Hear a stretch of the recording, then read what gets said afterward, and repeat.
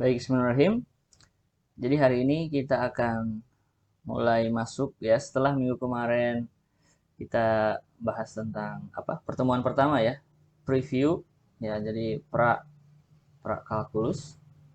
Kita sudah membahas tentang bagaimana hubungan antara matematika dengan biologi. Kemudian saya juga ngasih beberapa soal latihan terkait materi matematika yang mungkin pernah kalian dapat waktu SMA, dan saya sudah mendapat hasilnya. Em, akan tetapi hasilnya itu jadi catatan saya saja tentang bagaimana kondisi awal kalian. Eh, hasilnya ada yang bagus ya, ada juga yang masih kurang gitu. Baik, di bab satu ini eh, di buku yang ini ya, Applied Calculus for the Life and Social Sciences. Di sini bahasannya tentang fungsi, grafik, dan juga limit ya. Oke. Nah, ini ada captionnya. During the first 12 months, the growth of a clear whale calf can be modeled by a linear equation. Jadi selama 12 bulan pertama, pertumbuhan dari apa? Ikan paus ya. Calf tuh. Oh, anaknya. Calf tuh anaknya, whale itu ikan paus. Killer, jadi pembunuh. Can be modeled by a linear equation. Dapat dimodelkan dengan persamaan linear. Nanti ada di bagian 1.3, contoh 3 ya. Jadi kita akan lihat. Nah, oke, langsung saja. Jadi bahasan pertama ini tentang the Cartesian plane and the distance formula. Jadi bidang kartesius dan rumus jarak. Kalian mungkin pernah atau familiar dengan istilah ini, diagram kartesius yang terdiri dari sumbu X, yaitu sumbu yang horizontal. Ini X-aksis itu maksudnya sumbu X. Kemudian Y-aksis, ini sumbu Y. Dan atau sumbu vertikalnya itu sumbu Y biasanya dikenal. Dan ini adalah titik pusatnya 0,0. Kemudian diagram kartesius ini terbagi ke dalam 4 kuadran. Ada kuadran pertama di mana nilai X dan Y-nya positif. Kemudian ada kuadran kedua di mana nilai X-nya negatif dan Y-nya positif. Kemudian kuadran ketiga di mana nilai X dan Y-nya negatif. Kemudian ada kuadran keempat di mana nilai X-nya positif dan nilai Y-nya negatif gitu ya. Dan ini ditemukan oleh orang matematik dari Prancis namanya René Descartes, yang masa hidupnya tahun 1596 sampai 1650 gitu ya. Nah, jadi nih titik koordinat itu biasa ditulis dengan dalam kurung gini, X, Y, di mana X di sini menunjukkan directed distance from Y-axis. Jadi uh, jarak berarah dari sumbu Y gitu ya. Sedangkan Y di sini sebaliknya jarak dari sumbu X. Jadi ada jarak dari sumbu Y kalau X, dan Y-nya jarak dari sumbu X. Apa maksudnya? Coba lihat gambar ini. Ini kan X, Y. X itu kan yang ada di sini ya, di bawah. Dan itu kan menunjukkan jarak dari sumbu Y, lihat. Yang X ini, ya kan? Kemudian titik Y atau nilai Y, di mana nilai Y itu berarti yang ada di sumbu Y ini di atas, dan itu tiada lain adalah jarak dari sumbu X gitu. Nah, ini ada contoh plotting points in the Cartesian plane. Bagaimana kita menggambar atau memplot ya titik-titik dalam bidang kartesius. Misalnya kita punya sejumlah titik min 1,2, 3,4, 0,0, 3,0 dan juga min 2, min 3. Kemudian misalnya kita ambil satu dulu ya. Min 1,2. Min 1 ini merupakan X koordinatnya. Kemudian 2-nya itu adalah koordinat Y-nya. berarti titiknya ada di, lihat ini X-nya min 2, min 1, sorry, min 1, kemudian Y-nya 2 ke atas ya. Di sini ada di kuadran yang kedua. Nah, begitu juga titik yang lain ya, 3,4 berarti X-nya 3, kemudian Y-nya 4, kita tarik garis putus-putus dan kita dapetin lah titik di sini 3,4 gitu ya. Dan seterusnya. Oke, jadi ini simple ya. Dan ini ada checkpoint. Nah, buku ini menariknya di sini. Jadi setelah ada kasih contoh, baru ada checkpoint. Checkpoint itu semacam latihan. Jadi langsung latihan. Kalian cobain. Tapi ini nanti aja belakangan ya. Atau karena ini mudah, ya kalian yang merasa belum kebayang silahkan cobain. Tapi kalau yang sudah boleh di skip ya. Oke, kita coba lihat apa sebenarnya manfaat kita memplot grafik, dan itu banyak aplikasinya dalam kehidupan ya. Misalnya di sini ada contoh 2 nih. Kita men-sketch scatter plot ya. Jadi sama aja sih, sketch tuh sama dengan memplot juga ya. Jadi menggambar titik-titik ya. Oke, the amount dalam billions of dollars spent on prescription drugs in the United States in the years 1998 through 2005 are shown in the table. Jadi banyaknya uang berarti ya, di sini satuannya kan dalam billion dollars ya. Jadi banyaknya uang yang dihabiskan untuk apa ini? Resep obat ya. Prescription drugs. Di Amerika dari tahun 98 sampai tahun 2005 itu ditunjukkan dalam tabel di bawah ini. Di mana T itu menunjukkan tahunnya. Jadi di sini ada T tahun, kemudian A ini adalah banyaknya uang yang dihabiskan untuk resep obat ya. Dan satuannya dalam billion dollars ya. Jadi di sini lihat tahun 98 banyaknya uang yang dihabiskan 108,7 dan seterusnya sampai tahun 2005. Dan to sketch a scatter plot of the data given in the table, you simply represent each pair of values by an ordered pair. Jadi kalau kita mau menggambar titik-titik ya, bukan grafik ya kalau ini, masih namanya scatter plot, jadi kayak sebaran titik-titik gitu ya.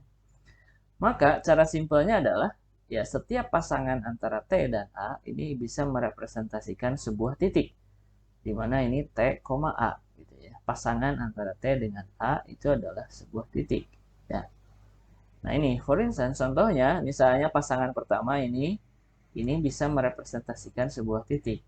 Coba kita lihat gambar yang ada di sebelahnya, di mana di sumbu X ini menunjukkan tahun ya, dan sumbu Y A ini banyaknya uang yang dihabiskan tadi. Kemudian ininya nggak usah dari 0 ya, karena ini kan ya jadi dalam kita memplot scatter plot ini ataupun nanti grafik nggak mesti mulai dari 0 gitu ya. Jadi sesuai dengan, kalau mulai dari 0 kan terlalu jauh ini. Jadi cukup sesuai kebutuhan, sesuai dengan datanya. Lihat di sini kita bisa melihat bagaimana sebaran titik-titik dari data yang kita punya dalam tabel, gitu ya. Nah, apa manfaat dari membuat scatter plot seperti ini dari data ini? Manfaatnya adalah kita bisa melihat tren. Ya, coba lihat trennya kan naik. Oh, naiknya gini ya. Cenderung konsisten naiknya. Ya kan? Coba kalau kita lihat atau kita amati dari tabel ini, bisa nggak kita melihat tren kekonsistenan tersebut? Ya bisa-bisa saja, tapi akan membutuhkan waktu yang lebih lama, ya kan? Ini 108 ke 125, oh ini selisihnya berapa, oh sekian, ini ke sini berapa selisihnya sekian, dan seterusnya, ya kan? Jadi untuk mengamati tren atau apa, ya bagaimana perubahan dari waktu ke waktu dalam hal ini, itu akan lebih mudah kalau kita menggambarnya dalam scatter plot. Nah, ini manfaatnya ya dibandingkan dengan membaca dari tabel. Nah, nanti ini juga bisa kalian gunakan pada saat skripsi, penelitian atau apapun ya. Jadi seringkali grafik atau scatter plot itu lebih mudah atau lebih cepat untuk dicerna ya, daripada dalam bentuk tabel gitu. Oke. Nah, ini ada checkpoint dari tahun 98 sampai 2005. The average price P of prescription drugs excluding mail order dan seterusnya. Ini ada datanya. Nah, ini ada source-nya dari National Association of Chain Drug Stores. Oke, jadi ini tinggal kalian plot. Gimana cara ngeplot titik-titik ini? Bisa pakai Excel ya. Bisa pakai Excel. Nanti di situ ada scatter plot. Tapi nggak akan saya tunjukin di kuliah. Oke. Nah, jadi untuk membuat grafik atau scatter plot itu kita perlu menggunakan teknologi ya, supaya daripada manual, ya kan? Coba kalau kita bikin plotnya manual ini masalah presisi, kemudian waktu dan seterusnya. Mendingan kita menggunakan teknologi ya, salah satunya pakai Microsoft Excel gitu ya. Nah, dan juga kita sebenarnya punya beberapa option ya, ada beberapa pilihan bagaimana kita akan menyajikan data yang kita punya dalam tabel tadi. Bisa dengan scatter plot seperti yang ada di gambar sebelah kanan yang tadi kita lihat. Kemudian bisa juga yang ada di sebelah kiri. Ini namanya bar chart ya. Bar graph. Bisa bar chart, chart atau graph itu sama itu. Jadi grafik batang ya. Kalau ini line graph. Oh, bedanya kalau ini udah ada titik, udah ada garisnya ya. Nah, ini jadi ada bar graph, ada juga line graph. Jadi ini grafik garis ya.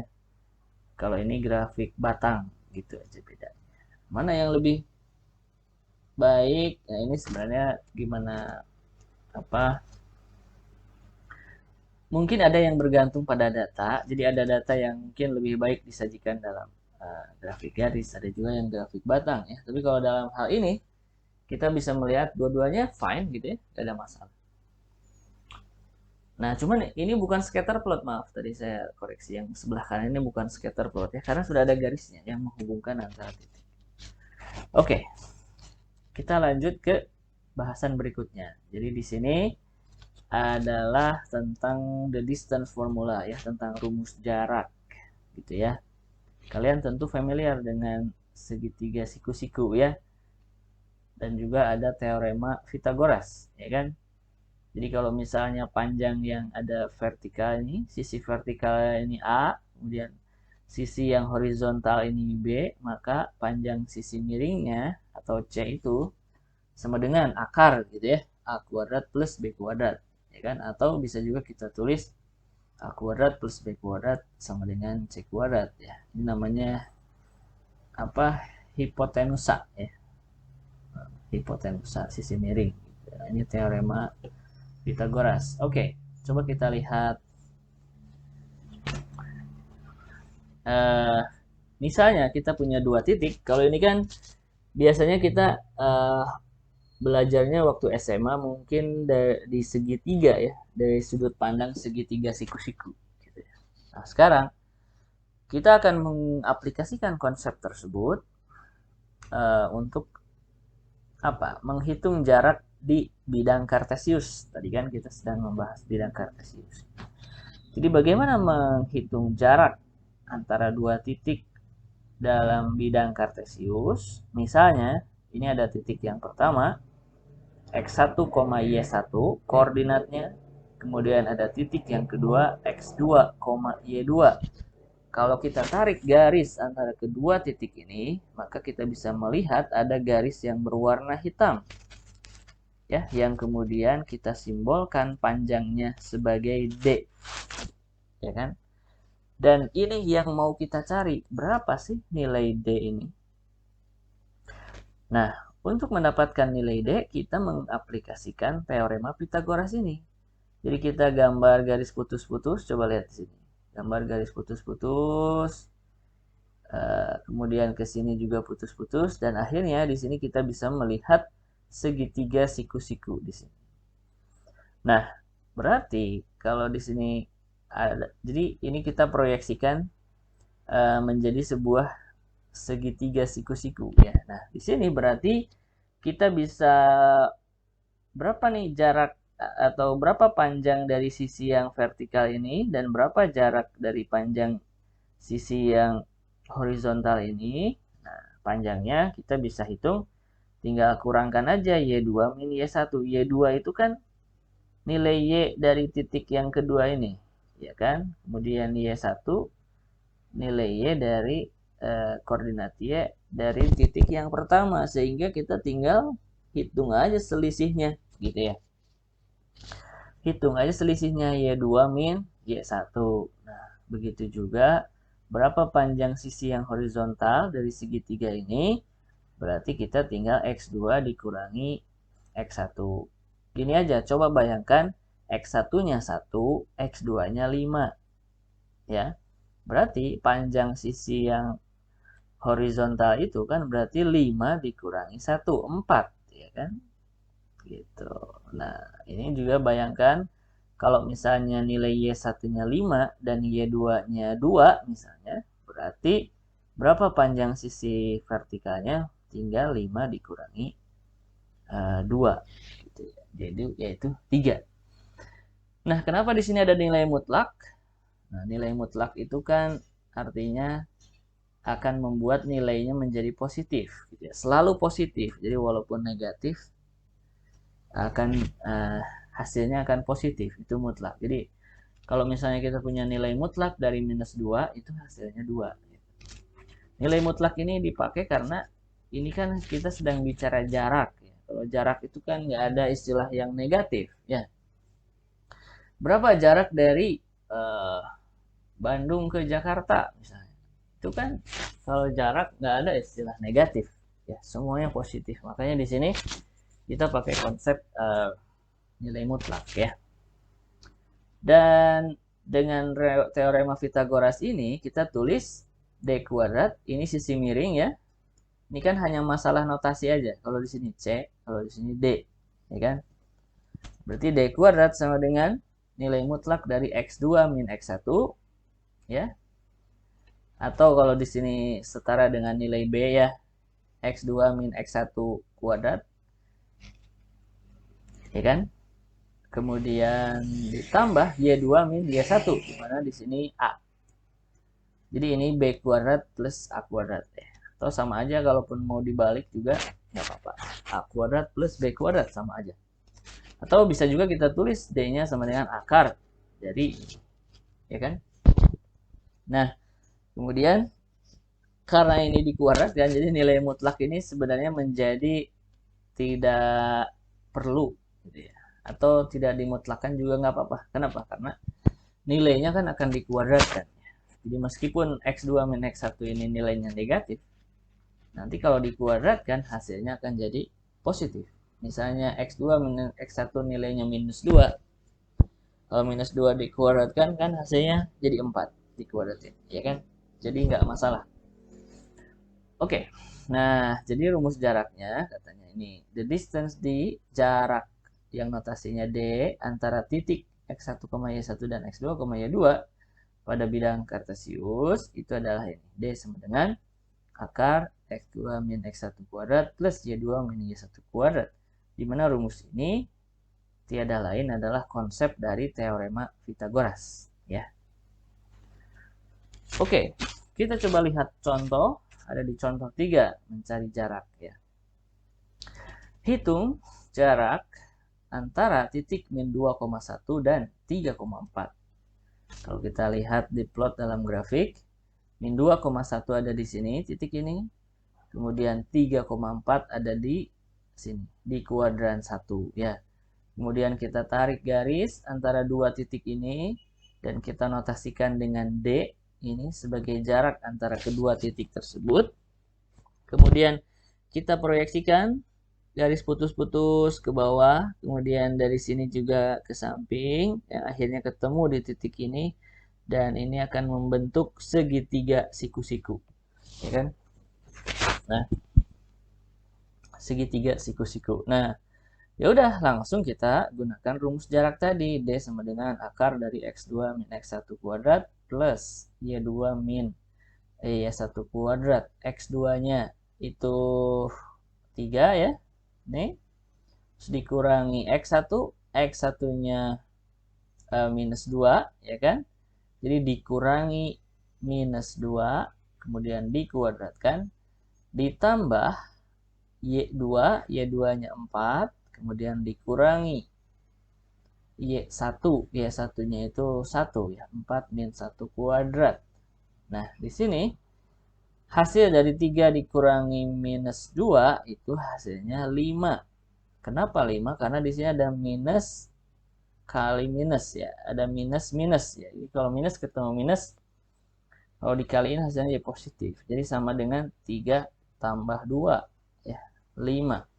5 kuadrat ditambah 4 dikurangi 1, 3 ya, 3 kuadrat. Nah, ini 5 kuadrat ditambah 3 kuadrat itu hasilnya berapa? 25 tambah 9 hasilnya akar 34 ya. Berapa akar 34? Ya, bisa kalian hitung menggunakan kalkulator. Itu kira-kira, atau karena ini. Nah, ini kan tidak sama dengan ya, karena ini pakai aproksimasi, jadi kita hanya mengambil 2 digit desimalnya. Jadi kira-kira itu hasilnya 5,83. Nah, ini gunakan aja kalkulator katanya. Gitu. Jadi panjang antara dua titik ini itu 5,83. Oke. Itu contohnya. Dan ini ada latihan. Oke, nanti latihannya kita akan cobain di akhir ya. Tapi ini ada checkpoint 3. Kalian bisa catat dulu. Tandai itu checkpoint 3 ya. Nanti kita latihannya di situ.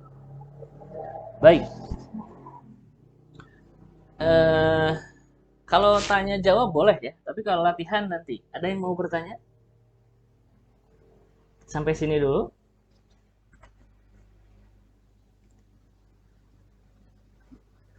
Oke. Kalau belum ada berarti akan saya lanjutkan.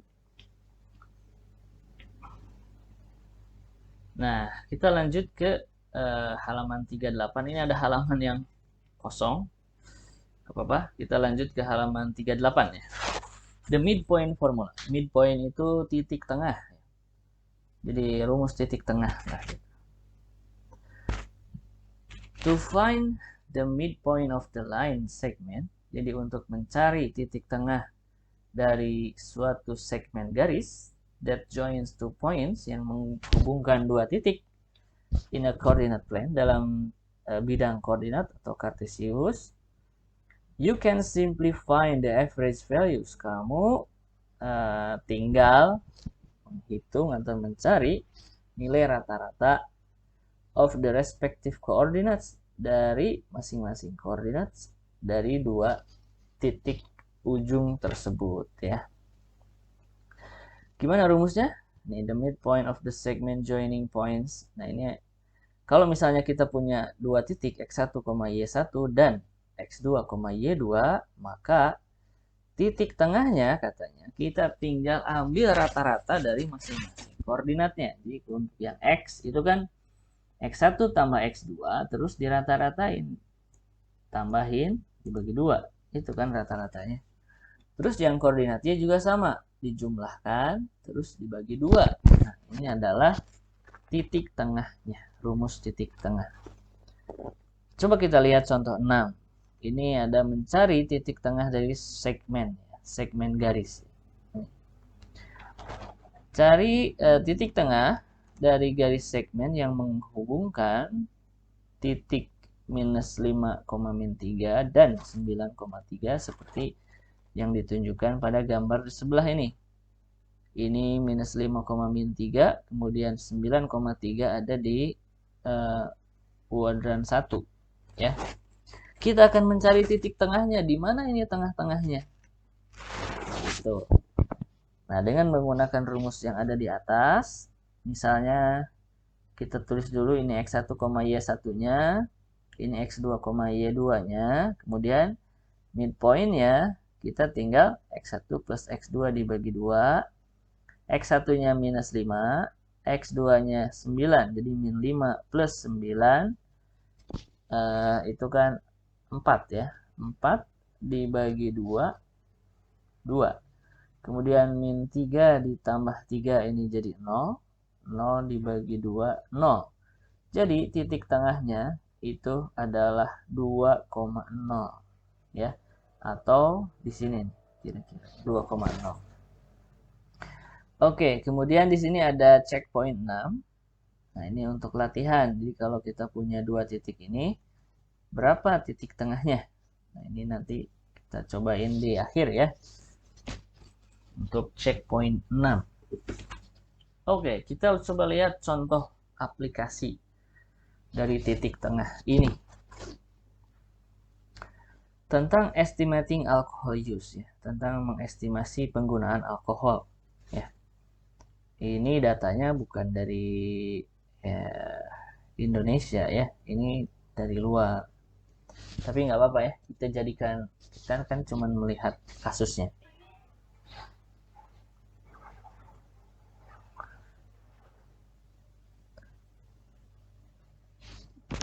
Siapa itu? Halo? Ada yang mau bertanya? Oke.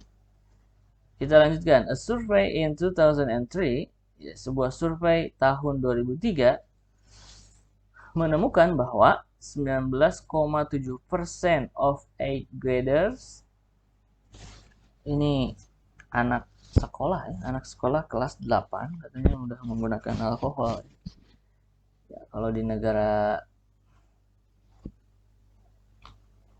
ya di luar negeri, ini kayaknya di mana? Nggak disebutin negaranya ya.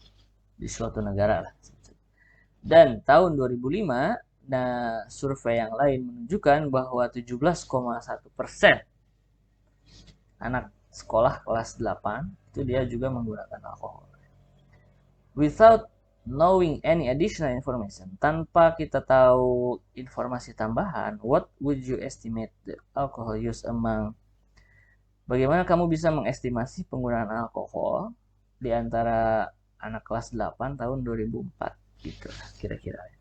Jadi kita punya data tahun 2003 ya, 19,7%, kemudian kita juga punya data tahun 2005 ya, 17,1%. Nah, katanya kita diminta mengestimasi kira-kira tahun 2004 tuh berapa? Gitu kan. Tahun 2004 tuh berapa? Nah, untuk menyelesaikan masalah ini, kita bisa menggunakan konsep the midpoint tadi. Ya. Nah, one solution to the problem, salah satu solusi untuk masalah ini adalah kita bisa mengasumsikan bahwa penggunaan alkohol di antara anak kelas 8 itu mengikuti a linear pattern. Jadi mengikuti pola yang linear. Linear itu maksudnya garis lurus ya. Jadi maksudnya gini, ini kan ada dua data nih. Tahun 2003 itu 19,7%. Kalau diplot dalam graf bidang kartesius, kira-kira titiknya di sini. Kemudian kita juga punya data tahun 2005, itu 17,1% di sini kira-kira ya. Nah, salah satu solusinya katanya kita mengasumsikan bahwa penggunaan alkohol ini perubahannya itu mengikuti pola linear. Jadi kalau linear itu kita tarik garis lurus antara dua titik ini seperti ini, tarik garis lurus. Kan asalnya kita cuma tahunya titik ya kan, kalau dari data ini kita tahunya titik-titik gitu. Terus kita asumsikan perubahannya itu linear sehingga kita tarik garis lurus. With this assumption, dengan asumsi ini you can estimate, kita bisa mengestimasi, kamu bisa mengestimasi penggunaan alkohol tahun 2004 dengan mencari atau menghitung titik tengah dari segmen garis yang menghubungkan titik-titik dua titik tersebut ya. Jadi kalau kita misalkan ini X1, Y1, kemudian ini X2, Y2, ya kan, dengan rumus midpoint tadi itu kan X1 tambah X2 dibagi 2 ya, atau rata-ratanya, kemudian 19,7 ditambah 17,1, terus dijumlahin dibagi 2 ya, hasilnya adalah ini jadi 2004, kemudian yang ini 18,4 gitu ya, hasil dari titik tengahnya. Sehingga estimasinya tahun 2004 penggunaan alkohol anak kelas 8 itu kira-kira 18,4% gitu kira-kira. Jadi kita mengestimasi tahun yang tidak ada datanya, ya kan? Kita punya data 2003, 2005. Nah, kapan kita bisa menggunakan midpoint formula ini? Kalau ada dua syarat berarti. Yang pertama, perubahannya itu kita asumsikan secara linear, garis lurus, ya kan? Kemudian yang kedua, kita mengestimasi memang nilai tengahnya. Coba lihat di sini kan 2003, 2005. Itu kan tengah-tengah antara 2 tahun ini. Ini kan 2003, 2005. Tengah-tengah tahunnya kan memang 2004. Iya kan? Nah, jadi kalau dari 2003 dan 2005 ini kita hanya bisa mengestimasi tahun 2004. Itu maksudnya dengan rumus midpoint formula ini. Jadi maksudnya gini, kalau yang diketahuinya tahun 2003 dan 2006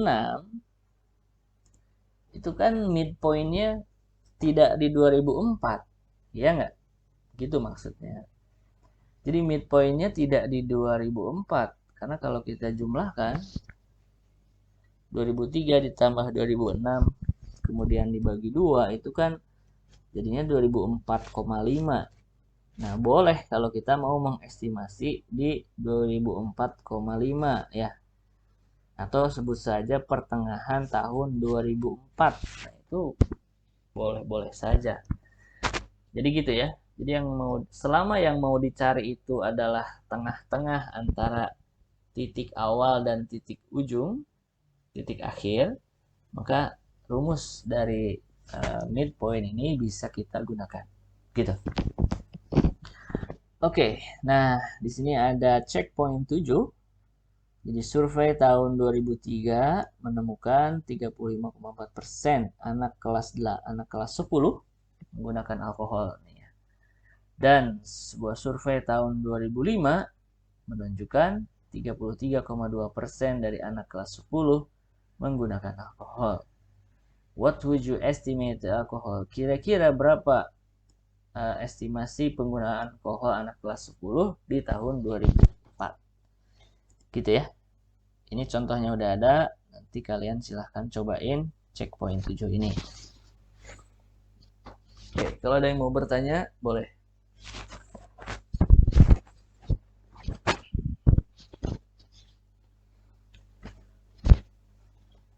Kalau tidak ada, kita akan lanjut. Kalau yang ini saya akan skip.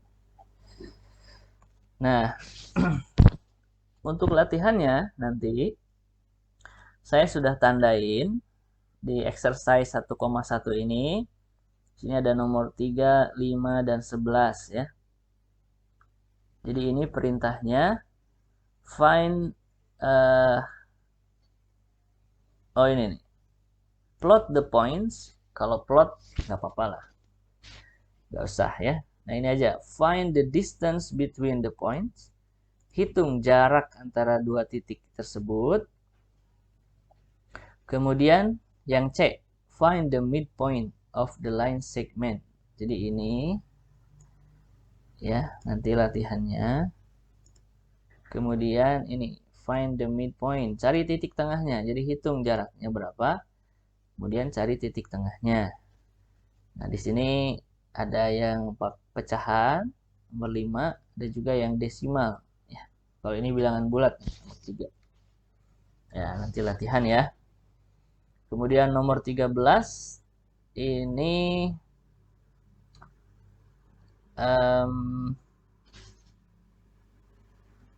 hitung nilai C-nya aja ya, sisi miring. Pakai rumus Pythagoras.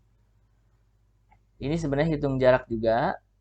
Jadi ini sebenarnya perintahnya find the length of each side. Berapa panjang dari sisi, ya gitu aja ya. Ya udah ikutin aja ini. Find the length of each side. Berapa panjang dari setiap sisi dari segitiga ini gitu ya. A-nya berapa, B-nya berapa, C-nya berapa. Kemudian tunjukkan bahwa panjang ini mengikuti atau memenuhi teorema Pythagoras. Nanti kalian tinggal cek aja A kuadrat plus B kuadrat sama dengan C kuadrat enggak. Tapi sebenarnya nilai C kan dihitungnya dari situ. Oke, gini aja, yang A aja ya. Kemudian untuk latihannya juga ini nih, find x such that the distance between the point is 5. Berapa nilai x sedemikian sehingga jarak antara titik-titik ini itu adalah 5. Nah, lihat nilai x-nya kan di sini. Biasanya kalau tadi lihat contoh kan berapa jarak antara dua titik gitu ya. Kalau ini jaraknya diketahui 5. Berapa nilai x supaya jaraknya 5 gitu. Nah, ini yang nomor 22. Kalau yang nomor 23, berapa nilai y sedemikian sehingga jaraknya itu 8. Gitu ya. Di y-nya belum diketahui, tapi berapa jaraknya? Berapa nilai y supaya jaraknya 8? Kira-kira gimana? Oke, saya akan kasih contoh nomor 21 kalau yang ini.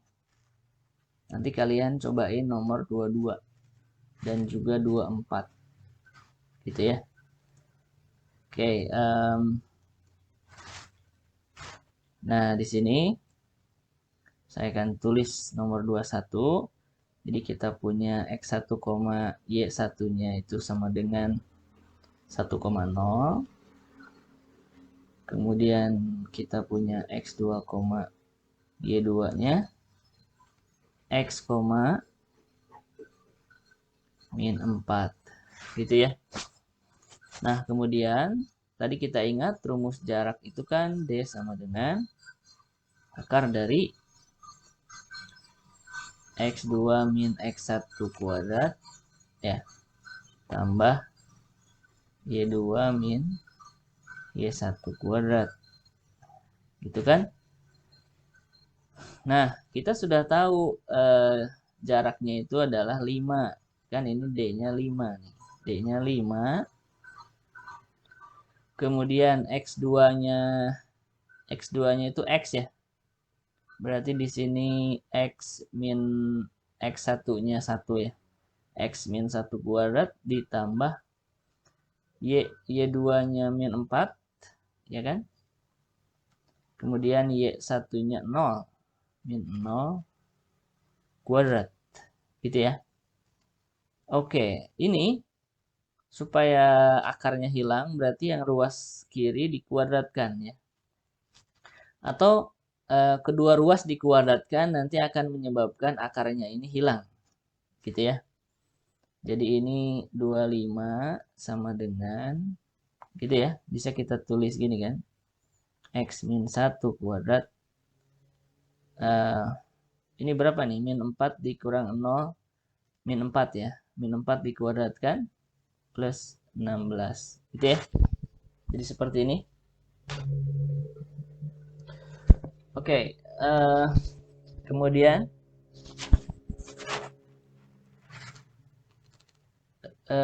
kita bisa kurangkan 16-nya pindah ruas ke kiri jadi dikurangi 16 ini ya. Kemudian ini bisa kita jabarkan ya. Jadi gini, saya tulis di sini. Jadi, takutnya ada yang belum tahu. Jadi kalau dikuadratkan ini kan atau gini, saya tulis sifat-sifatnya. Jadi kalau ada A plus B kuadrat Ini mau plus atau minus boleh aja. Itu gini, A-nya dikuadratkan jadi A kuadrat. Terus 2 kali A kali B ya. Plus, karena ini plus 2AB. Kemudian plus B-nya dikuadratkan. Gitu ya. Kalau minus gimana? Ini A min B kuadrat. Sama ya, A kuadrat. Kemudian 2 kali A kali min B. Nah, kan ada minus berarti sininya minus 2AB. Kemudian min B dikuadratin. Hasilnya positif kalau dikuadratkan ya. Nah, seperti ini. Gitu. Jadi, kok ini ada kurung? Saya tadi ngasih kurung berarti ya. Udah, kurungin aja deh. Nah, berarti sama dengan, ini kalau dikuadratin berarti jadi X kuadrat ya. 2 kali X kali min 1. Itu min 2X. Terus min 1 kuadrat. Itu plus 1. Gitu ya. Kemudian 25 dikurangi 16. Itu berapa? 9. Ya. Kita punya 9X kuadrat min 2X plus 1. Kemudian pindah ruas ya. Ini 9-nya kita pindah ruaskan ke kanan. Jadi minus nanti. Jadi X kuadrat min 2X plus 1 minus 9. Jadi yang di sebelah kiri jadi 0. Atau gini, sama saja dengan kedua ruas dikurangi 9. Jadi ini kalau dikurangi 9 jadi 0. Terus di sini dikurangi 9 juga. Jadi adil gitu ya. Kedua ruas dikurangi minus 9. Nah, jadi seperti ini kan. Kemudian di sini kita tulis X kuadrat min 2X. Ini jadi min 8 ya. Plus 1 dikurangi 9 itu minus 8. Nah, kemudian berapa nilai X-nya? Ini difaktorkan ya. Difaktorkan gini. Jadi supaya jadi X kuadrat berarti di sini X, di sini X ya. Kemudian 8 itu kan perkalian antara ya. Ya. Bisa 1 dengan 8, 1 kali 8 bisa atau 2 kali 4. Gitu ya. Oke, saya akan tunjukkan kalau yang salah dulu ya. Misalnya ini, kalau misalnya kita pakainya 1 dan 8, kita lihat nih. Ini kalau kita kaliin kan jadi 1X ya. Ini kalau kita kaliin jadi 8X ya.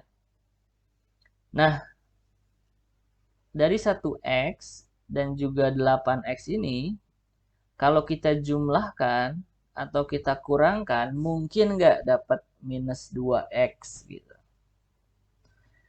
Kan nggak mungkin ya. Nggak mungkin. Kalau kita jumlahin hasilnya jadi 9, kalau kita kurangkan selisihnya 7. Jadi nggak mungkin jadi 2X. Makanya di sini. Makanya di sini kita kurang tepat kalau menggunakan 1 dan 8. Jadi pakainya 2 dan 4. Gitu ya. Ini kalau kita kaliin 2X, ini kalau kita kaliin 4X ya. Dari 2X dan 4X, itu kan selisihnya 2X ya. Ya, kita bisa dapetin 2X dengan cara apa? Berarti karena hasilnya minus, berarti yang minus itu harusnya yang 4 ini supaya besar ya kan. Jadi yang ini minus, yang ini plus. Kan kalau minus 4X ditambah 2X jadinya minus 2X ya kan. Dan ini kalau dikalikan 2 kali min 4 plus 2 kali min 4 hasilnya min 8. Jadi ini sudah benar gitu ya. Nah, dari sini kita bisa dapetin bahwa berapa nilai X yang menyebabkan hasilnya ini akan sama dengan 0 gitu ya. Ini kan ada 2 kemungkinan ya. Ketika X plus 2-nya sama dengan 0 atau X min 4-nya yang sama dengan 0. Ini akan sama dengan 0 ketika X-nya sama dengan min 2. Dan ini akan sama dengan 0 ketika X-nya, ini pindah ruas ke kanan ya, sama dengan 4 gitu ya. Coba aja nih, coba aja masukin. Kalau X-nya minus 2, masukin ke sini. Ini kan minus 2 ditambah 2, 0. 0 kalau dikali berapapun yang ada di X min 4 ini, hasilnya akan 0 gitu ya. Nah, satunya lagi nilai X4 ini juga akan membuat ini 0 ya. Coba kalau X-nya 4, 4 dikurangi 4 kan hasilnya 0. 0 kali berapapun hasilnya 0. Nah, jadi solusinya adalah X-nya min 2 dan 4. Jadi kalau kita kembali ke pertanyaannya, berapa nilai X yang nomor 21 ini supaya jarak antara kedua titiknya ini sama dengan 5, itu jawabannya ada 2. X-nya bisa min 2 atau X-nya 4 gitu. Nah, gitu contohnya untuk yang nomor 21. Nanti kalian silahkan latihan, cobain nomor 22 dan juga 24. Oke, dari sini ada yang mau ditanyakan dari contoh ini?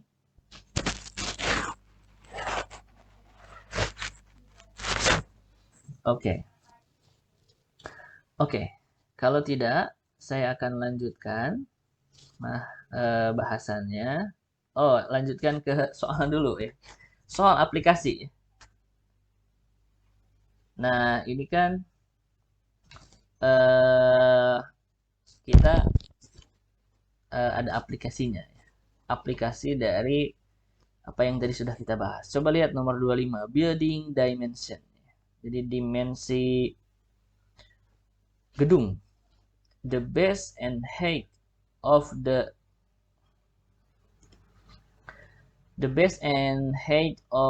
trusses for the roof of a greenhouse are. Nah, apa the base itu? Dasar ya, dasar dan juga tinggi. Panjang ya, base itu berarti panjang dasarnya dari trusses. Trusses itu apa ya? Coba kita buka kamus.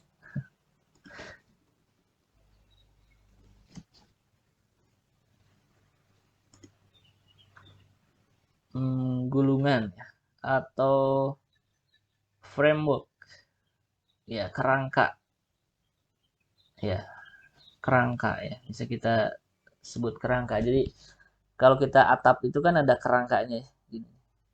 Nah, jadi dasar dan juga tinggi dari kerangka untuk atap dari sebuah greenhouse itu adalah 32 feet. Ini satuannya dalam feet. Ini panjang dari sini ke sini. Kemudian tingginya 5. Jadi kalau respectively dalam bahasa Inggris kan berturut-turut artinya.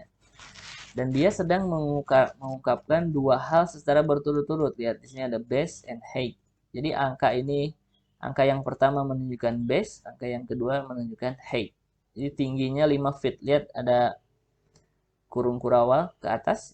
Ini 5. Berarti tingginya ini 5.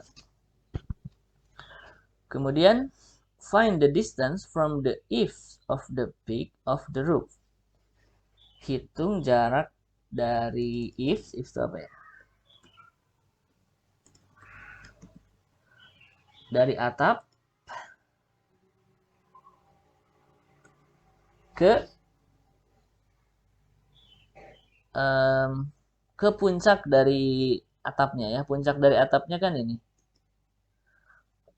Oh, eaves itu ujungnya ini ya. Ya, eaves itu apa tadi? The part of the roof that meets or overhangs the walls of a building. Ya, jadi pinggirnya itu. Jadi ujung ini nih. Ya, eaves from the east to the peak. Jadi berapa sih panjang ini? Ini kan kalau diproyeksikan ke bawah ini kan jadi segitiga siku-siku, ya enggak? Jadi berarti kita ngitung panjang sisi miringnya, kan gitu kira-kira ya. Kemudian yang B, the length of the greenhouse is 40 feet. Jadi panjangnya ke samping ini dari greenhouse ini adalah 40 feet. Kemudian gunakan hasil dari bagian A, ya. Hasil dari bagian A ini kan tadi tahu ya panjang ini ke sini atau ke sini sama aja. Gunakan hasil dari bagian A untuk mencari the number of square feet of roofing, katanya. Berapa banyak square feet of roofing? Number of square feet. Oh, mungkin atapnya ini ada berapa square gitu ya? Kayaknya dikali apa dihitung luasnya ya. Ya, jadi yang B ini berarti hitung luasnya intinya. Jadi berapa banyak sih luas dari ini yang bisa kita gunakan? Ini kan luasnya jadi persegi panjang ya. Nanti tinggal kali 2 di sini. Ya,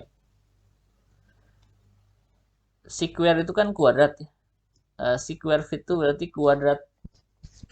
Nanti kan satuannya jadi feet kuadrat gitu. Kan ini satuannya dalam feet ya. Kaki gitu ya.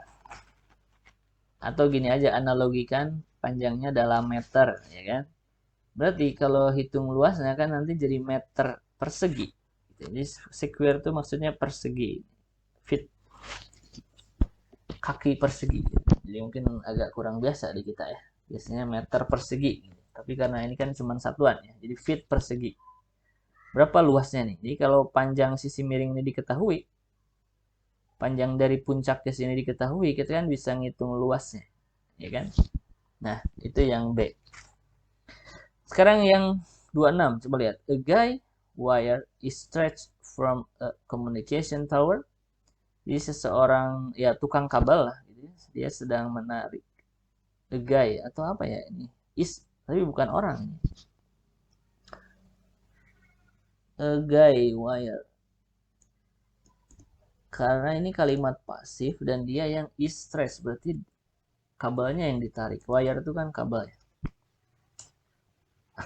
Oh, ini kawat pria.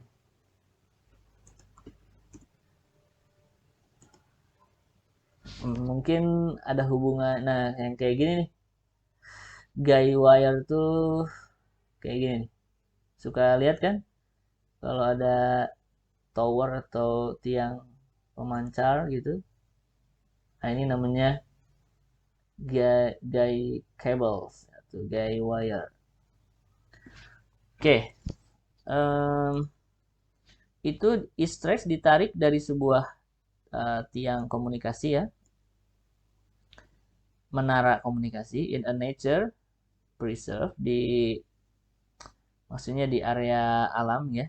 Ini di taman yang dilindungi at a point 200 feet above the ground ya. Jadi kabelnya itu ditarik dari ketinggian 200 kaki ya to the ground ke sini nih. Ini garis guy wire-nya ini. To an anchor. Jadi ada anchor-nya. Anchor itu kayak apa sih namanya tuh? Jangkar ya. Dia ada jangkarnya supaya kuat, di sini diikat ke jangkar. Dan itu panjang jangkar ke towernya itu 125 feet. Berapa panjang dari kabelnya? Dari wire kabelnya itu. Guy wire-nya itu berapa? Berarti panjang dari sini ke sini, ya kan? Dan kalau kita lihat, ini kan sisi miring, ya kan? Dari segitiga siku-siku. Nah, nanti kalian coba hitung berapa panjangnya. Ya, boleh.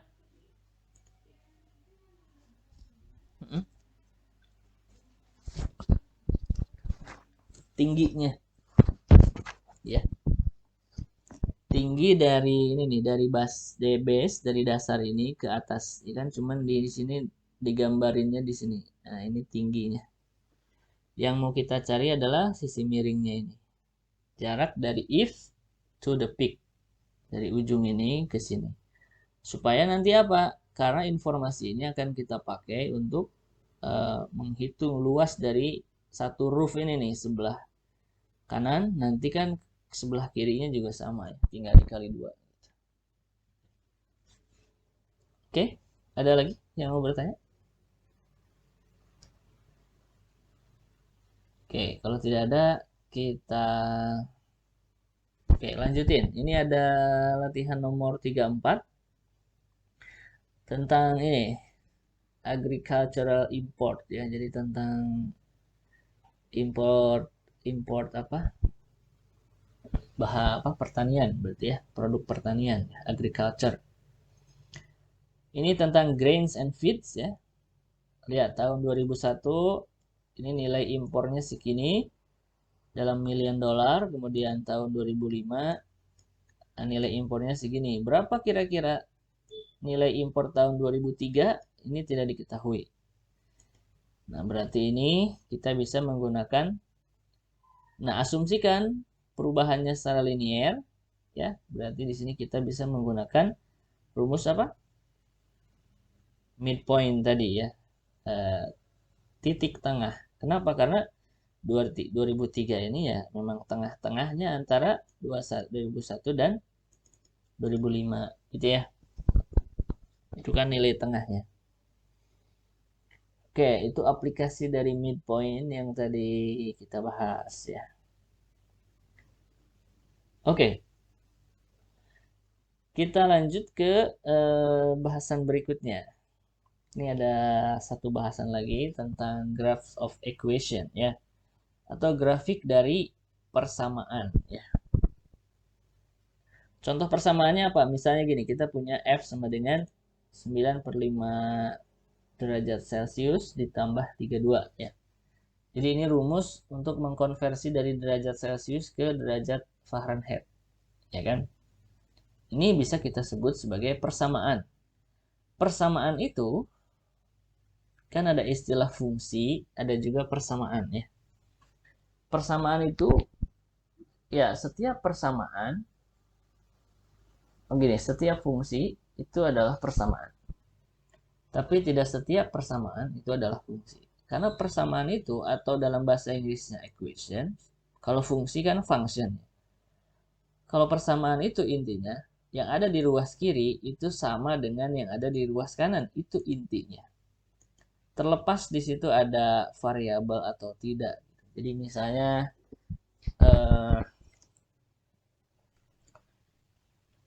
jadi kalau misalnya kita tulis 3 itu sama dengan 1 ditambah 2. Ini adalah persamaan. Karena inti dari persamaan itu ingin menunjukkan bahwa yang ada di ruas kiri itu sama dengan yang ada di ruas kanan gitu.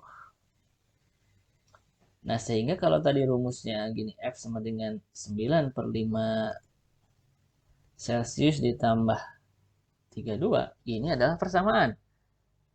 Bahwa rumus Fahrenheit itu sama dengan rumus ini dari Celsius gitu kan.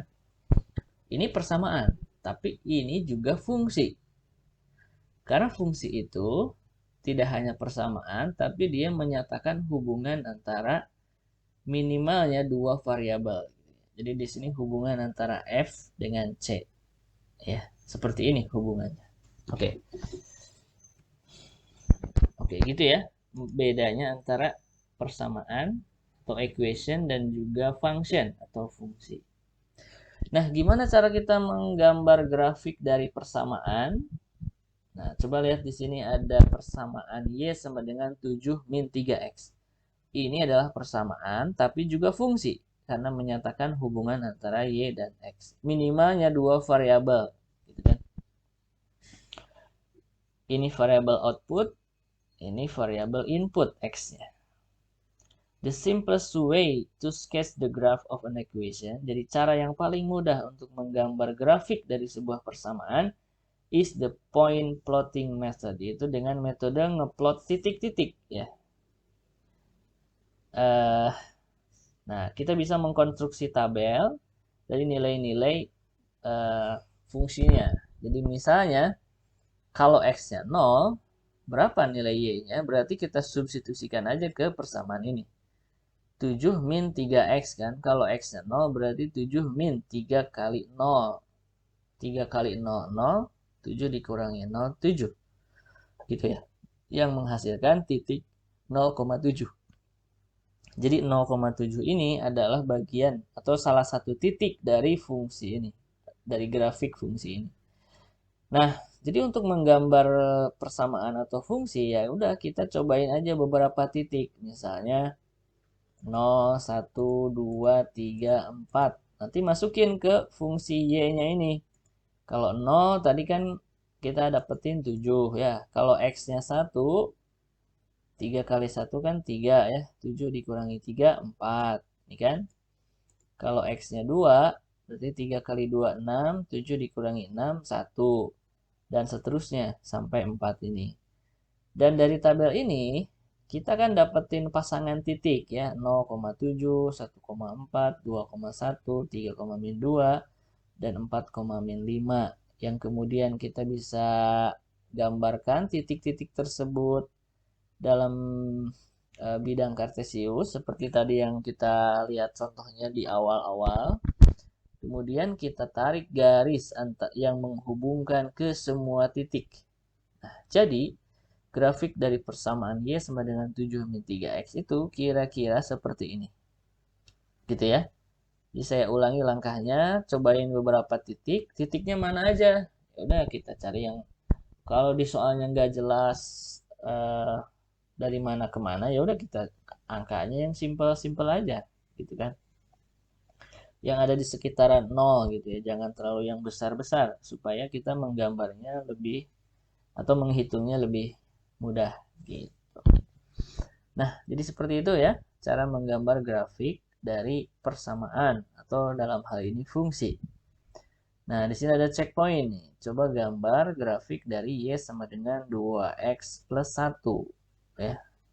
Caranya ya udah nanti kamu cobain beberapa titik, ya minimalnya samain aja lah kayak gini. Atau mau ambil ada yang minusnya boleh gitu ya, ada min 1, min 2 gitu. Dan seterusnya.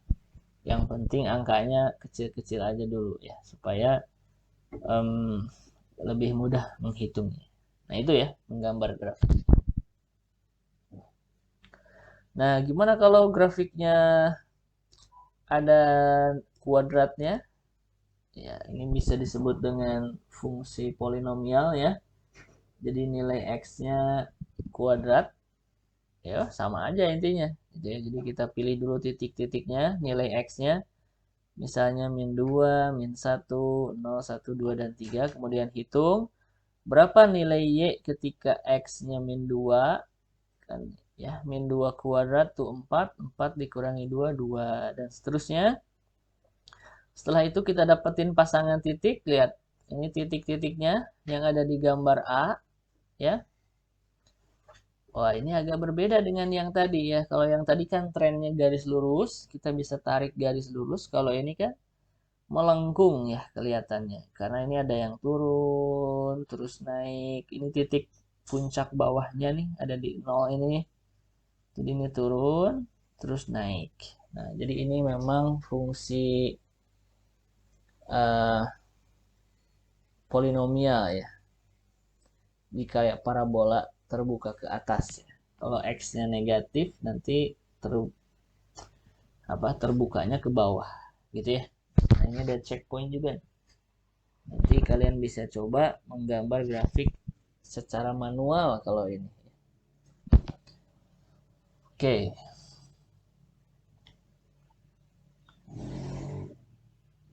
Kemudian ini ada intercept of a graph. Intercept itu artinya titik potong ya dari grafik ya. Titik potong dari grafik. Coba lihat. Di sini ada beberapa grafik dari gambar 1.17. Jadi kalau kita menggambar grafik, itu ada kalanya grafiknya itu berpotongan. Apakah itu dengan sumbu X atau dengan sumbu Y. Gitu. Coba lihat dari yang ekstrim aja, yang sebelah kanan ini, yang lingkaran. Ini no intercept, katanya. Tidak ada perpotongan dengan kedua sumbu, karena memang grafiknya ada di sini. Tapi kalau kita lihat yang awal ini, no X intercept, tidak ada titik potong terhadap sumbu X. Kemudian one Y intercept, ada satu titik potong terhadap sumbu Y di sini. Lihat, grafiknya memotong sumbu Y di titik ini. Kalau gambar yang kedua, 3x intercept. Jadi gambar grafik ini memotong sumbu x 3 kali. Ada di sini, dan di sini. Dan 1y intercept. Jadi ada satu titik potong terhadap sumbu y. Lihat di sini. Di titik ini kan sumbu y vertikal. Ini ada perpotongan di situ. Kalau yang ini 1x intercept, ada satu titik potong terhadap sumbu x dan dua titik potong terhadap sumbu y di sini. Kan? Oke, bagaimana mencari titik potong terhadap sumbu x? Maka let y be 0. Jadi kita buat y-nya sama dengan 0. Kemudian berapa nilai x-nya? Berarti itulah titik potong terhadap sumbu x. Gimana cara mencari titik potong terhadap sumbu y? Kita misalkan nilai x-nya itu 0. Kemudian kita hitung persamaannya untuk mencari y. Oke, mungkin kita lihat contoh supaya lebih mudah.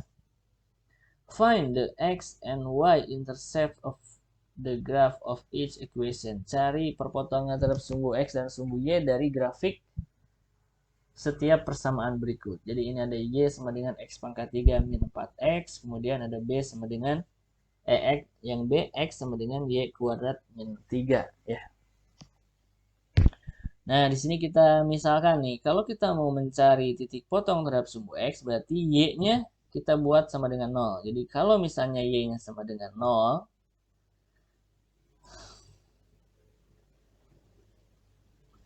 oke, ini ada pemfaktoran ya.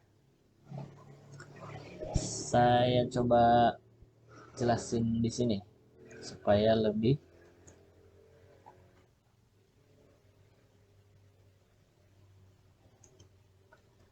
oke. Di sini yang contoh 3 ya.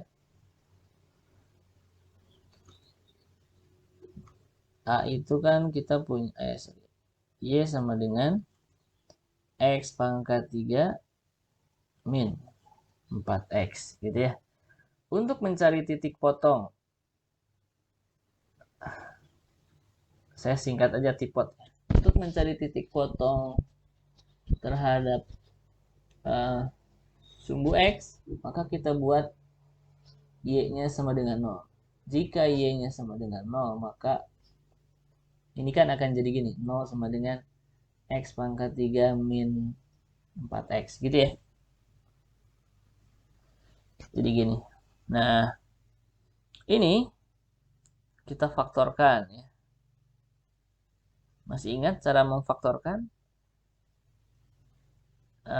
Di sini mengandung x, di sini mengandung x. Jadi cari kesamaan antara yang ada yang ini, suku ini dan juga suku ini. Nah, itu adalah faktornya. Ya. Lihat di sini mengandung x, walaupun x-nya pangkat 3, di sini mengandung x pangkat 1. Berarti kesamaannya kedua suku ini mengandung paling tidak satu nilai x, ya kan? Apakah 4 ini bisa jadi faktor? Nggak bisa ya, karena di sini kan 1, di sini 4. Kesamaannya ya 1. Jadi kalau 1 nggak bisa jadi faktor. Jadi cuman x aja nih. Nah, kemudian kita kasih kurung. X kali berapa supaya jadi x pangkat 3? X kuadrat. Gitu ya. X kali x kuadrat kan jadi x pangkat 3. X kali berapa supaya jadi min 4x? Itu kali min 4. Ya kan? Coba aja kaliin.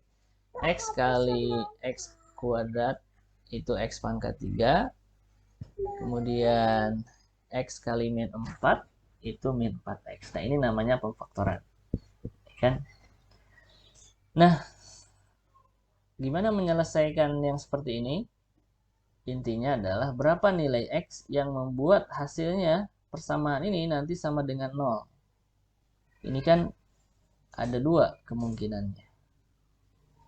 Pertama, ini kan ada dua perkalian. Ini kali ini. Hasil dari perkalian ini akan bernilai 0. Dua kemungkinan. Yang pertama, ketika X-nya sama dengan 0. Ya nggak? Coba nih, kalau X-nya 0, 0 kali berapapun kan akan 0. Berarti ini salah satunya. Atau ketika X kuadrat min 4-nya sama dengan 0. Kan? X kuadrat min 4-nya sama dengan 0 itu berarti ketika ini kalau pindah ruaskan jadi 4 ya. Kemudian kalau ini kita tarik X, berarti di sini akar 4. Ya nggak? Jadi kalau kedua ruas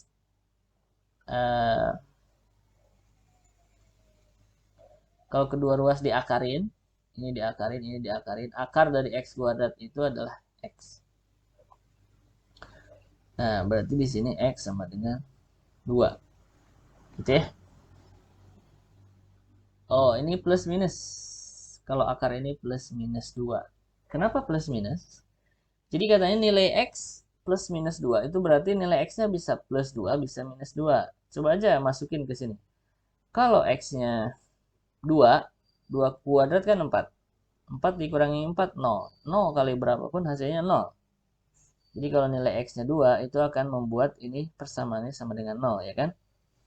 Terus kalau X-nya min 2, min 2 kuadrat juga 4. 4 dikurangi 4. 4 kali 4, 4 dikurangi 4, 0. 0 kali gitu ya. Makanya di sini plus minus. Karena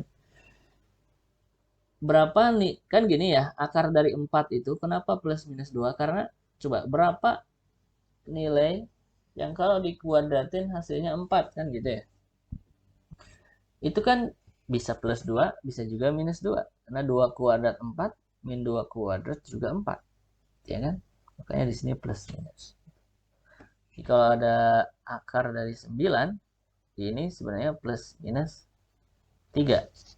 Gitu ya. Sebenarnya. Karena minus 3 kalau dikuadratin juga 9. Oke. Nah, jadi di sini jawabannya coba lihat. Jadi solusinya adalah X-nya 0 dan X-nya plus minus 2. Sama yang barusan. Kalau X, sekarang kalau mau nyari titik potong terhadap sumbu Y, berarti kita buat X-nya sama dengan 0. Kalau X-nya sama dengan 0, maka ya udah, masukin aja ini 0, ini 0 gitu kan. Di 0 pangkat 3 min 4 kali 0 hasilnya 0. Jadi 0,0. Jadi, nah ini titik potong terhadap sumbu X-nya itu 0,0. Dari mana 0,0? Kan ini ya, kalau Y-nya 0, itu X-nya bisa 0, berarti kita punya X, Y, 0,0. Terus X-nya juga bisa plus 2 min 2, berarti kita titiknya bisa 2,0, bisa juga min 2,0. Jadi titik potong terhadap sumbu X-nya ada 3. Kalau titik potong terhadap sumbu Y-nya apa? 0,0. Kenapa? Karena tadi kalau X-nya 0, nilai Y-nya 0. Ini kan titik potong terhadap sumbu Y ya. Jadi ini 0. Jadi kalau digambar grafiknya kayak gini. Coba lihat. Grafik ini dia memotong sumbu X di 3 titik. 2,0, 0,0, dan min 2,0. Seperti tadi yang sudah kita hitung. Ini. Dan memotong sumbu Y di titik 0,0 di sini. Di titik pusat. Oke. Itu contohnya. Kalau yang B ini lebih kompleks. Paling tidak kalian bisa memahami contoh A aja. Nah, ini nanti kalian cobain. Minimalnya kalian kerjain yang A ini. Ya. Oke, ada pertanyaan?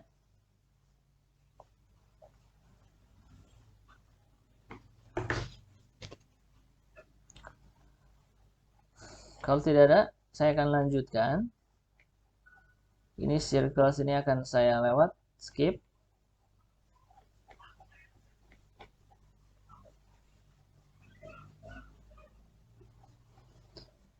Nah, di sini ada point of intersection ya. Ini juga sama, titik perpotongan, tapi di sini antara dua grafik. Jadi gini, kalau kita punya dua grafik Y sama dengan X kuadrat min 3, kemudian kita punya Y sama dengan X min 1, ini dua grafik yang berbeda. Kemudian kita mau cari di mana titik potong antara kedua grafik itu, nah, kita bisa cari. Gimana cara mencarinya? Coba lihat contoh 6. Ini. Kita punya dua fungsi, Y sama dengan X kuadrat min 3 dan Y sama dengan X min 1 ya. Gimana cara mencari titik potong antara kedua grafik ini? Kita buat sama dengan gini. Ini kan Y sama dengan ini dan Y sama dengan ini. Berarti kalau kita substitusi Y-nya ini diganti dengan ini, X min 1, berarti kan jadi gini ya. X kuadrat, atau kalau bingung saya kasih gini aja. Kan ada dua grafik ya. Jadi kita buat Y sama dengan Y gitulah intinya. Yang Y pertama itu kita punya X kuadrat min 3. Y yang kedua kita punya X min 1. Nah, gitu. Jadi makanya kenapa hasilnya jadi gini. X kuadrat min 3 sama dengan X min 1. Karena kita buat Y sama dengan Y. Ini Y, ini Y. Nah, kemudian kita pindah ruaskan nih. X-nya pindah ruas ke kiri jadi negatif. Kemudian min 1 pindah ruas ke kiri jadi positif. Iya kan? Ini dari mana min 3? Sorry. Ini dari mana min 2? Karena min 3 nanti ditambah 1 ya. Jadi min 2. Ini dari mana min X? Karena X ini kan pindah ke kiri. Jadi min X. Yang di ruas kanan berarti tersisa 0 gitu ya. Kemudian kita faktorkan. X kuadrat min X min 2 ini kita faktorkan. Masih ingat tadi cara memfaktorkannya? Berarti kalau supaya jadi X kuadrat, di sini X, di sini X gitu ya. Kemudian 2 itu berapa kali berapa? Nggak ada pilihan lain selain 2 kali 1. Atau boleh juga ditulis 1,2 dibalik ya. Tapi nanti tandanya jadi ikut berubah. Tapi kita misalkan aja 2 dan 1 seperti ini ya. Nah, terus gimana nih tandanya di sini? Minus atau positif? Di sini minus atau positif? Gitu kan? Atau saya tulis deh supaya nggak bingung kayak tadi ya. Jadi kita punya X kuadrat min X min 2 sama dengan 0 kan gitu ya. Ini X, ini X, ini 2, ini 1. Ini kita kaliin 2X, ini kita kaliin 1X ya kan. Nah, supaya jadi minus X, ini kan bisa ditambah atau dikurangi. Dikurang ya, karena kalau ditambah kan jadi 3X. Nah, dikurang, misalnya 2X dikurangi 1X dikurangi 2X berarti ya. Berarti yang ini dibuat positif, yang ini dibuat negatif ya kan, supaya min 2 kali X jadi min 2X. Jadi min 2X kalau ditambah 1X nanti jadi min X ya. Ya min 1. Terus kalau dikaliin ujungnya min 2 kali 1 itu adalah min 2. Jadi itulah kenapa di sini X-nya min 2 dan X plus 1. Nah, masih ingat cara tadi? Kalau ada dua perkalian ini sama dengan 0,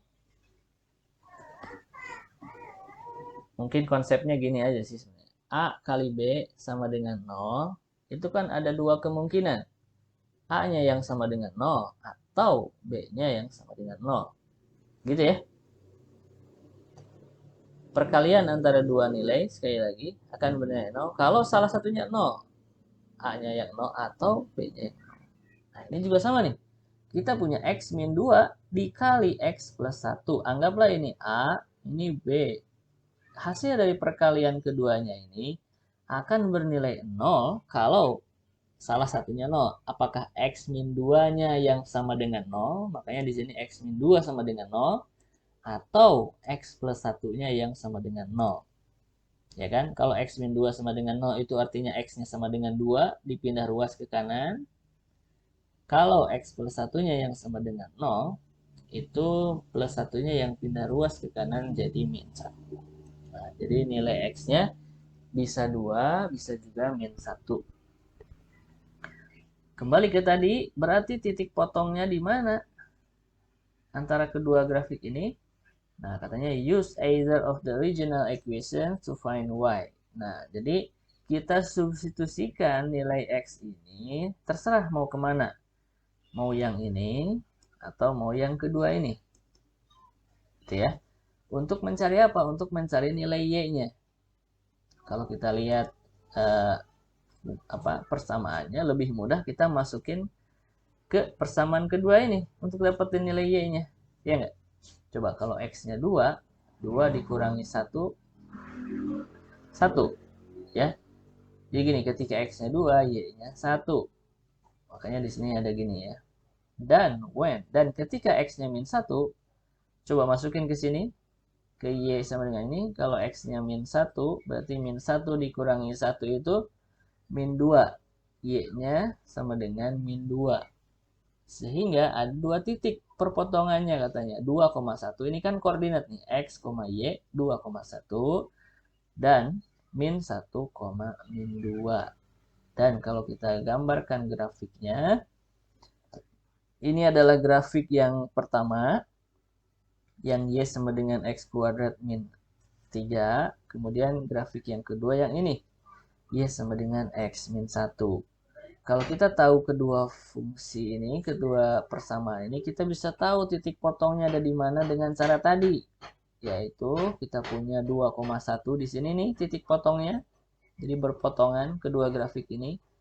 Dan juga di sini, di min 1, min 2. Nah, gitu. Kalau ada pertanyaan, langsung aja open mic ya. Dan ini ada checkpoint 6 ya. Jadi nanti kalian cobain di mana titik potong antara persamaan ini dan juga persamaan ini. Caranya sama seperti yang contoh di atas ya. Oke, saya kasih satu contoh aplikasi dari titik potong ini. Coba kita lihat state population. Populasi negara ya. State, kalau di Amerika kan istilahnya state ya, negara bagian.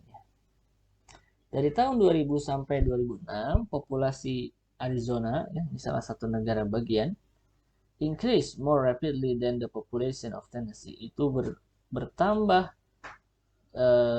lebih cepat daripada populasi di Tennessee ya. Dua model yang mengaproksimasi populasi P. Jadi ini ada dua model nih, dua model matematik. Yang pertama ini adalah model populasi di Arizona, yang kedua itu model populasi di Tennessee ya. Jadi dua model ini dia mengaproksimasi banyaknya populasi di kedua negara tersebut ya, satuannya dalam ribu, in thousand. Bagaimana cara mendapatkan model ini? Itu sebenarnya ada caranya. Bisa pakai analisis regresi ya. Atau bisa juga tanpa belajar analisis regresi, tapi itu kita nggak akan pelajari di kuliah ini ya. Mungkin nanti ada nama mata kuliahnya biostatistika ya, karena ada unsur statistiknya di situ. Jadi anggap aja ini modelnya sudah ada ya, seperti ini. Kemudian ini juga untuk di Tennessee, di mana T-nya itu menunjukkan tahun, dan T-nya sama dengan 0 itu menunjukkan tahun 2000. Nah, ini sumbernya hasil sensus ya. Kalau kita plot grafiknya kedua model ini itu seperti ini. Ini yang titik ini abaikan aja dulu karena kita belum sampai ke titik itu. Jadi kalau kita gambar grafiknya, yang Arizona itu yang ini, lihat dia bertambah lebih cepat daripada Tennessee kan gitu ya. Lihat ini, kalau terusin ke atas, kemudian ini yang Tennessee. Ya, pertambahannya tidak terlalu cepat dibandingkan dengan Arizona. Ya kan? According to these two models, berdasarkan dua model ini, when would you expect the population of Arizona to have exceeded the population of Tennessee? Kapan kamu bisa mengestimasi populasi Arizona itu akan melampaui populasi di Tennessee? Karena pertumbuhannya lebih cepat, berarti kan suatu saat dia akan melewati banyak jumlah penduduk yang ada di Tennessee. Nah, kita diminta untuk mengestimasi kapan itu kira-kira akan melewati jumlah penduduk di Tennessee itu. Kemudian pertanyaan berikutnya, use the two models to predict the population of both states in 2010. Gunakan dua model tersebut untuk memprediksi populasi di kedua negara tahun 2010 gitu ya. Nah, ini adalah ada hubungannya dengan perpotongan antara kedua grafik tersebut ya. Masih ingat tadi kan kita buat Y sama dengan Y ya kan? Y sama dengan Y. Kalau di sini karena dalam P, jadi kita buat P sama dengan P. Berarti ini sama dengan ini, ya kan? Coba lihat. 5129 plus ini yang Arizona sama dengan Tennessee, ya kan? Terus kamu pindah ruaskan. Apa yang dipindah ruaskan? Yang ini ya, 54,4 T-nya pindah ke kiri. Terus dijumlahkan dengan 164,4. Itu kan hasilnya jadi 110 T, ya kan? Kemudian apalagi?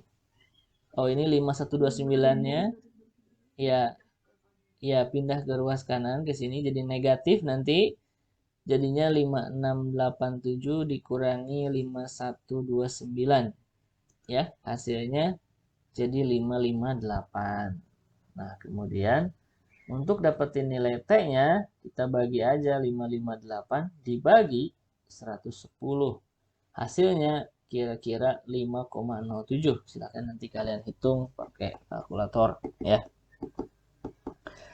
Jadi kesimpulannya apa? So from the given model, sehingga dari model yang diberikan kita bisa mengestimasi populasi dari Arizona itu akan melampaui populasi Tennessee setelah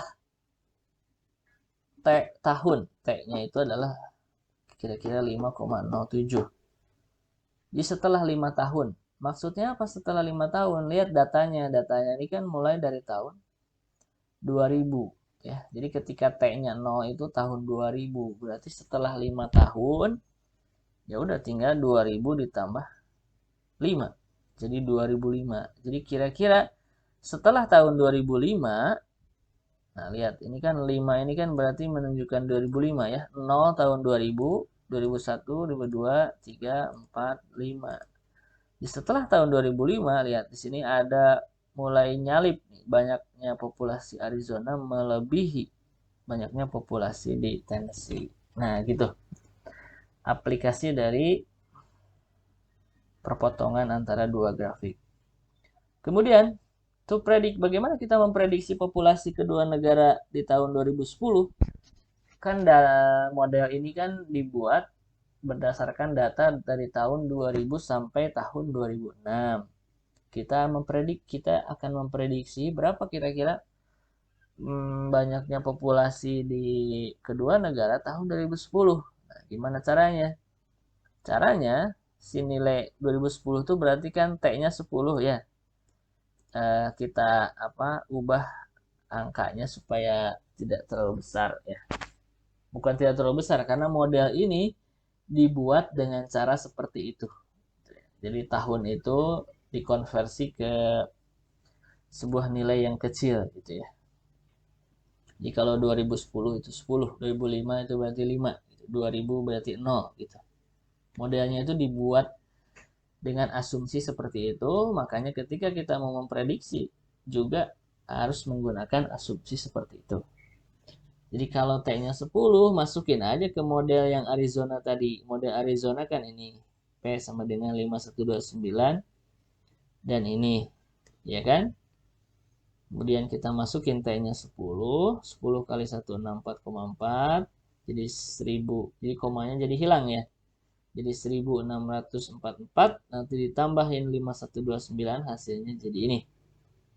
Jadi di Arizona itu tahun 2010 banyaknya penduduknya kira-kira 6.773. Ini satuannya dalam ribu ya, in thousand tadi. Berarti 6.773.000. Kalau Tennessee gimana? Ya udah kita pakai model yang Tennessee. Terus kita masukin 10 T-nya. Jadi dapat 6231 ya. Nah, 6231 berarti tinggal tambahin ribu ya. Jadi di Tennessee itu 6.231.000 penduduk. 6.231.000. Sorry. Ya. Gitu. Jadi kita bisa memprediksi kalau kita sudah mempunyai modal matematik. Oke. Nah, ini ada checkpoint.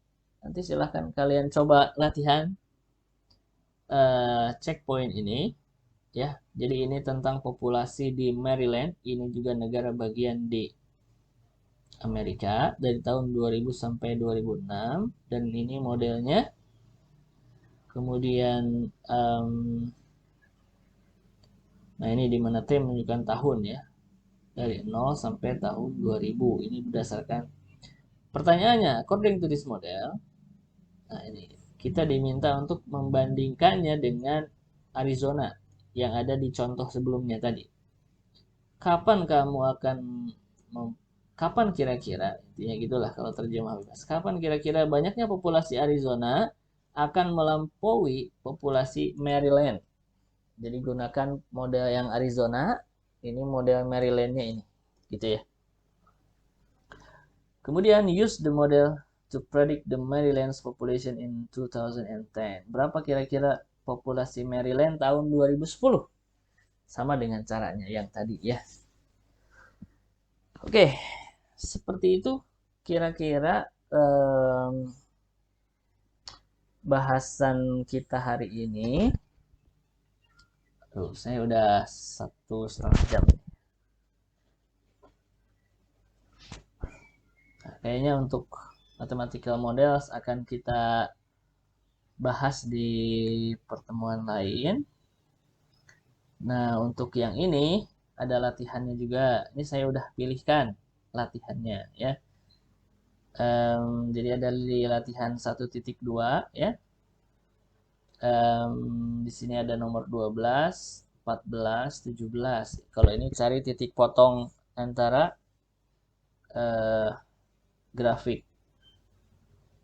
Oh, cari titik potong terhadap sumbu X dan sumbu Y dari setiap persamaan ini. 12, 14, 17 ya. Kemudian ada soal aplikasinya juga. Nah, ini state population ya. Jadi populasi di Oregon and Oklahoma dari tahun 2000 sampai 2006. Ini modelnya seperti ini. Ini Oregon, ini Oklahoma. Di mana T menunjukkan tahun dan T0 menunjukkan tahun 2000. Sama dengan yang tadi ya. Cuman beda negaranya aja kasusnya. Berdasarkan dua model ini, kapan penduduk Oregon akan melampaui penduduk Oklahoma? Kalau yang B, gunakan dua model tersebut untuk mengestimasi populasi di kedua negara tahun 2010. Sama dengan yang tadi. Kemudian, yang ini tentang biologi. The body length. Panjang badan yang notasinya L dalam sentimeter. And weight dan berat, bobot ya. W satuannya apa? Notasinya dalam kilogram of a walrus calf. Tahu walrus? Walrus itu Mungkin saya tunjukin aja hewannya. Nah, apa ini bahasa Indonesianya?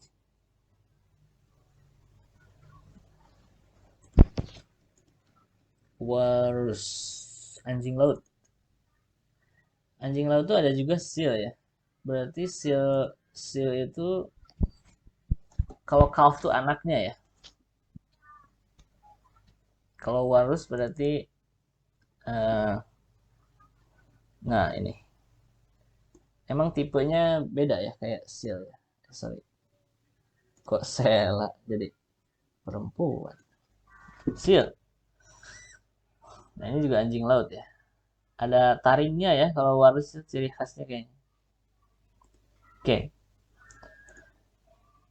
Nah, jadi ini ada modelnya nih. Ini model untuk panjang badannya, ini model untuk berat badannya. Di mana T ini adalah tahun dari anak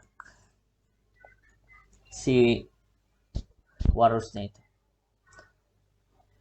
Sorry. Oh, sorry. Umur dari anaknya dalam hari, bukan dalam tahun. Jadi ada orang yang meneliti pertumbuhan dari anak walrus ini, anjing laut ini, dari baby gitu ya. Tapi dalam hari. Misalnya ketika 0, ketika lahir berapa sih panjangnya, berapa bobotnya, nanti setelah beberapa hari diamati lagi panjangnya berapa, bobotnya berapa, dan seterusnya sampai berapa nih? 45 hari. Tapi kita nggak tahu ini berapa nih. Ya kan? Use the given equation to complete the table. Nah, bisa nggak kalian lengkapi tabel ini dengan memanfaatkan model ini? Contoh, ketika T-nya 0, berapa panjang dan bobotnya? Masukin aja ke sini, ya kan? Kalau panjangnya berarti masukin ke sini, kalau bobotnya masukin ke model yang kedua, ya kan? Sekarang ini, berapa age-nya, berapa usia dari anak calf kalau panjangnya 111,1. Berarti kita gunakan model L ini, length ya. Kalau L-nya 111,1, berapa T-nya? Berarti nanti kamu pindah ruaskan ke sini, terus nanti dibagi 0,42, kan gitu ya. Nanti dapatlah age-nya, harinya, umur dari si anak calf itu berapa hari. Dari umur ini nanti kita bisa dapetin weight, ya kan? Weight-nya berapa? Ya udah dari T yang kita dapetin, nanti masukin ke model yang kedua untuk dapetin weight. Gitu kan? Kemudian kalau yang ketiga, yang diketahuinya weight. Berapa? Carinya jangan dulu ke length, tapi carinya berapa dulu age-nya. Jadi kalau W-nya kita tahu 68 nih, berapa T-nya?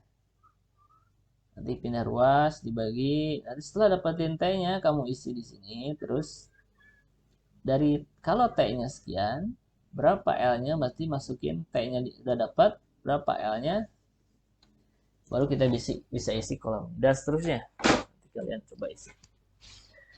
Baik, akhirnya itu saja bahasan materi untuk hari ini. Cukup banyak ya.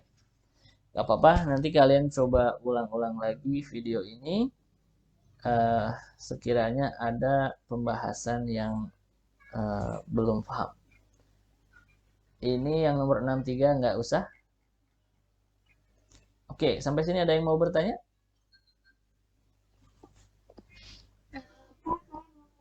Boleh.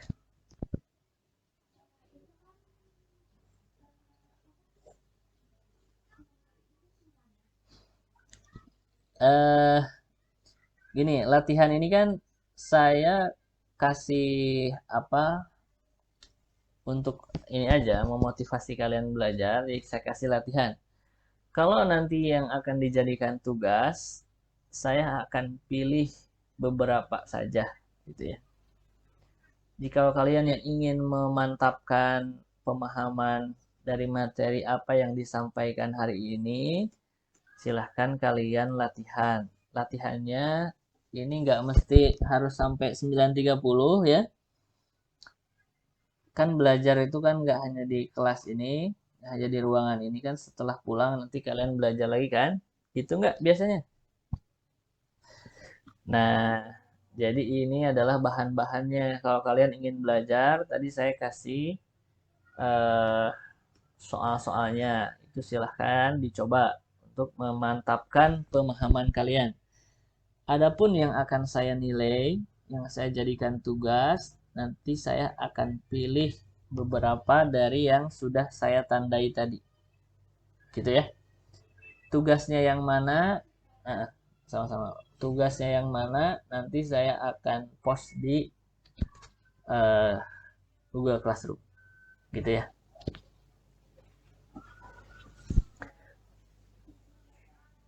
Boleh. Apanya? Jauh. Oh, modulnya ini sudah saya share di Google Classroom kan ya? Yang buku ini loh. Udah download belum?